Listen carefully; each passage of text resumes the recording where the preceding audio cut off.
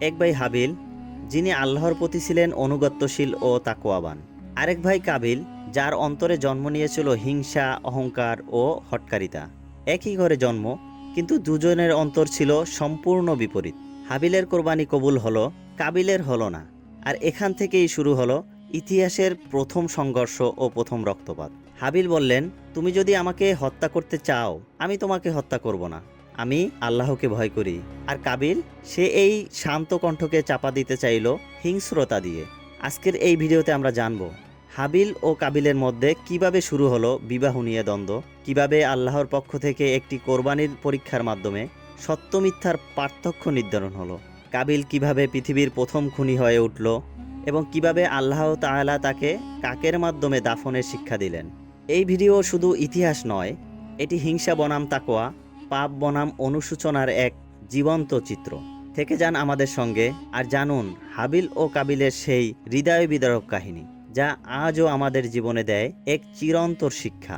হাওয়া আলাইহিসসালাম প্রতিবার এক ছেলে ও এক মেয়ের জোড়া জন্ম দিতেন। হাদিস ও ইসলামী ঐতিহাসিক বর্ণনা অনুযায়ী হাওয়া আলাইহিসসালাম প্রায় ২০ বার যমজ সন্তান জন্ম দিয়েছিলেন এবং একবার একটি পুত্র সন্তান জন্ম দিয়েছিলেন, অর্থাৎ মোট ৪১ সন্তান জন্ম দিয়েছিলেন। শেষে যে পুত্র সন্তানটি জন্ম দিয়েছিলেন তিনি ছিলেন হযরত শীস আলাইহিসসালাম। আল্লাহর পক্ষ থেকে আদম আলাইহিসসালামকে জানানো হয়েছিল এক গর্ভের ভাই বোনের মধ্যে বিবাহ না করে এক গর্ভের ভাই অন্য গর্ভের বোনকে বিয়ে করবে। এই নিয়মেই মানবজাতির বংশবিস্তার চলছিল। আদম আলাইহিসসালাম এর প্রথম সন্তান কাবিল, তার সঙ্গে জন্ম হয়েছিল এক রূপবতী মেয়ে। এরপর জন্ম হয় হাবিলের, তার সঙ্গে জন্ম হয় তুলনামূলক কম রূপবতী এক কন্যার। যখন বিবাহের সময় আসে, আদম আলাইহিসসালাম আল্লাহর বিধান অনুযায়ী হাবিলের সঙ্গে কাবিলের বোনের এবং কাবিলের সঙ্গে হাবিলের বোনের বিয়ে ঠিক করেন। কিন্তু এখানেই শুরু হয় বিভ্রান্তি। কাবিল এই সিদ্ধান্ত একেবারেই মেনে নিতে পারল না। সে বলে উঠল, আমি আমার সঙ্গের জন্ম নেয়া বোনকেই বিয়ে করব। হাবিলের বোনকে আমি বিয়ে করতে চাই না, সে তো এতটা সুন্দর নয়। আদম আলাইহিসসালাম বুঝলেন কাবিলের অন্তরে হিংসা ও অহংকার বাসা বেঁধেছে। তিনি বললেন, তোমরা উভয়েই আল্লাহর রাস্তায় কোরবানি করো, যার কোরবানি কবুল হবে সেই বিবাহের জন্য উপযুক্ত প্রমাণিত হবে। এই কোরবানি ছিল একটি পরীক্ষা, শুধু বাহ্যিক নয়, বরং অন্তরের ইখলাস, তাকওয়া এবং অনুগত্য যাচাইয়ের পরীক্ষা। হাবিল ছিলেন একজন গরু, ছাগল ও ভেড়া পালক। তিনি নিজ পাল থেকে একটি সুস্থ, সুন্দর, মোটা ও নির্দোষ ভেড়া বেছে নিলেন আল্লাহর সন্তুষ্টির জন্য। অন্যদিকে কাবিল ছিলেন কৃষক। সে নিজ ফসল থেকে কিছু পচাগলা, শুকনো ও নিম্নমানের ফসল আল্লাহর নামে দিল, কিন্তু অন্তরে ছিল অনীহা, অহংকার ও হিংসা। আল্লাহ সুবহানাহু তাআলা কেবল তাকওয়াবানদের কোরবানি কবুল করেন। এক সময়ে আগুন নেমে এসে হাবিলের কোরবানি ভক্ষণ করল, কাবিলের কোরবানির দিকে ফিরেও তাকালো না। এটা ছিল সুস্পষ্ট ইঙ্গিত হাবিলের কোরবানি কবুল হয়েছে, কাবিলের হয়নি। এই ঘটনার পর কাবিলের মধ্যে এক অন্ধ ক্রোধের আগুন জ্বলে উঠল। সে নিজেকে হারিয়ে ফেলল। তার হৃদয়ে শুরু হলো দ্বিধা, হিংসা এবং শেষ পর্যন্ত হত্যার সিদ্ধান্ত। কাবিল হাবিলকে হুমকি দিল, আমি শপথ করে বলছি, আমি তোমাকে হত্যা করব। তুমি আমার সামনে কলঙ্ক, তুমি আমার স্ত্রীকে কেড়ে নিচ্ছ। হাবিল উত্তরে বলল, এক অমর বাণী, যদি তুমি আমাকে হত্যার জন্য তোমার হাত বাড়াও, আমি তোমাকে হত্যার জন্য আমার হাত বাড়াবো না। আমি তো আল্লাহকে ভয় করি, যিনি সমস্ত জগতের প্রতিপালক। সূরা আল মায়েদা, আয়াত নং ২৮। হাবিল জানতেন দুনিয়ার জীবন ক্ষণস্থায়ী। সত্য ও ধৈর্য নিয়ে আল্লাহর কাছে আত্মসমর্পণ করাই মুমিনের পথ। কিন্তু কাবিল ধৈর্য হারালো। আল্লাহ তাআলা কুরআনে বর্ণনা করেছেন, অতঃপর তার মন তাকে ভাই হত্যার জন্য রাজি করিয়ে দেয়। সে তাকে হত্যা করে এবং ক্ষতিগ্রস্তদের অন্তর্ভুক্ত হয়ে যায়। সূরা আল মাইদা, আয়াত নং ৩০। তার অন্তর কঠিন হয়ে গেল। একদিন নির্জন স্থানে হাবিল একা থাকার সুযোগে কাবিল তাকে হত্যা করে ফেলল। হত্যার পর কাবিল শয়তানের কুপ্ররোচনায় আত্মগোপন করে। ইসলামী ঐতিহাসিকরা লিখেছেন, কাবিল এর আগে কখনো কাউকে হত্যা করেনি, তাই সে বুঝে উঠতে পারছিল না কিভাবে হাবিলকে হত্যা করবে। শেষে শয়তানের প্ররোচনায় সে একটি শক্ত পাথর বা লোহার বস্তু দিয়ে হাবিলের মাথায় আঘাত করে। তখনই হাবিল মাটিতে লুটিয়ে পড়ে, প্রাণ ত্যাগ করে। এই ছিল ইতিহাসের প্রথম হত্যা এবং প্রথম রক্তপাত।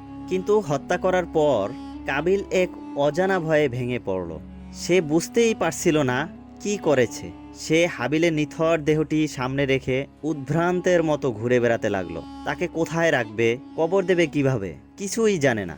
দিনের পর দিন মৃতদেহ পড়ে রইল, গন্ধ ছড়াতে লাগলো, চারপাশে পোকামাকড় জমতে লাগলো, অথচ কাবিল কিছুই করতে পারছিল না। ইসলামী ঐতিহাসিক গ্রন্থসমূহ যেমন ইবনে কাসিরের কাসাসুল আম্বিয়া ও ইবনে আব্বাস রাদিয়াল্লাহু তাআলা এর বর্ণনায় আসে, কাবিল হাবিলের মৃতদেহ ৩ দিন ধরে মাটির উপরে ফেলে রাখে এবং মাঝে মাঝে তার লাশ ঘুরিয়ে ফিরিয়ে দেখে। সে তখনও জানে না কিভাবে দাফন করতে হয়। একদিন আল্লাহ তাআলা একটি কাককে পাঠান। দেখা গেল একটি কাক আরেকটি মৃত কাককে ঠোঁট ও পা দিয়ে মাটি খুঁড়ে চাপা দিচ্ছে। এই ঘটনাই ছিল পৃথিবীর প্রথম জানাজা ও দাফনের শিক্ষা। কাবিল হতবাক হয়ে তাকিয়ে রইল। তখন সে চিৎকার করে উঠল, হায় আফসোস, আমি কি এই কাকের মতো হতে পারলাম না যে আমার ভাইয়ের মৃতদেহ দাফন করব। সূরা আল মায়েদা আয়াত ৩১। তার চোখে পানি চলে আসে, কিন্তু অনুশোচনায় কোনো লাভ নেই, পাপ তো হয়েই গিয়েছে। সে তখন হাবিলের দেহ মাটিতে পুঁতে রাখে। এটিই ছিল পৃথিবীর প্রথম কবর, প্রথম মৃত্যু ও প্রথম জানাজাহীন দাফন। এই ঘটনার পরে কাবিল চরম অনুতপ্ত হলেও সে আল্লাহর কাছে ক্ষমা প্রার্থনা করেনি, বরং সে নির্লজ্জভাবে আলাদা হয়ে যায়। আদম আলাইহিসসালাম ও তার পরিবার থেকে বিচ্ছিন্ন জীবন কাটাতে শুরু করে। সে এক নির্জন উপত্যকায় চলে গিয়ে পাপাচারে লিপ্ত একটি জাতি গঠন করে। আদম আলাইহিসসালাম তখনও জানতেন না কি হয়েছে। তিনি তার প্রিয় পুত্র হাবিলকে দিন রাত খুঁজতেন, পাহাড়, উপত্যকা, বন জঙ্গল সব জায়গায় খোঁজ করতেন। বর্ণনায় আসছে, হাদিস অথবা ইসরাইলিয়াত সূত্রে আল্লাহ ওহির মাধ্যমে আদম আলাইহিসসালামকে জানান যে তোমার পুত্র হাবিল নিহত হয়েছে, তারই ভাই কাবিল তাকে হত্যা করেছে। আদম আলাইহিসসালাম এই সংবাদ পেয়ে ভেঙে পড়েন। তিনি অত্যন্ত শোকাহত হয়ে ৪০ দিন ধরে ক্রন্দন করেন। সেই সময়ে মানুষরা তার কান্না দেখে প্রথমবারের মতো জানতে পারে শোক কাকে বলে। রাসূলুল্লাহ সাল্লাল্লাহু আলাইহি ওয়াসাল্লাম বলেন, যে ব্যক্তি অন্যায়ভাবে কাউকে হত্যা করে কিয়ামত পর্যন্ত কাবিলের পাপ তার ঘাড়ে বর্তাবে, কারণ সেই পৃথিবীর প্রথম হত্যাকারী। সহিহ বুখারী ও মুসলিম। হাবিল ও কাবিলের এই ঘটনা আমাদের শিখিয়ে দেয় হিংসা মানুষকে কোথায় নামিয়ে আনে, আর তাকওয়া ও ইখলাস আল্লাহর নিকট গ্রহণযোগ্যতার একমাত্র মাপকাঠি। হত্যা শুধু একজনকে হত্যা নয়, এটি পুরো মানবজাতির বিরুদ্ধে এক মারাত্মক অপরাধ। আর অপরাধের পর শুধুমাত্র অনুশোচনাই যথেষ্ট নয়, আল্লাহর দিকে ফিরে আসা, তওবা করা, সেটাই একজন মুমিনের আসল চিহ্ন। এই ছিল হাবিল ও কাবিলের হৃদয় বিদারক কাহিনী। আমাদের পরবর্তী পর্বে যা আমরা জানবো ইনশাআল্লাহ হযরত আদম আলাইহিসসালাম ও হাওয়া আলাইহিসসালামের জীবনের পরবর্তী অধ্যায়ে তাদের সন্তান হযরত শীস আলাইহিসসালাম এর আগমন এবং নবুয়তের সূচনা কেমন ছিল। এই ঐতিহাসিক ও শিক্ষণীয় কাহিনী মিস না করতে চাইলে চ্যানেলটি সাবস্ক্রাইব করুন এবং পরবর্তী পর্বের জন্য সঙ্গে থাকুন। সবাই ভালো থাকবেন, সুস্থ থাকবেন। আল্লাহ হাফেজ।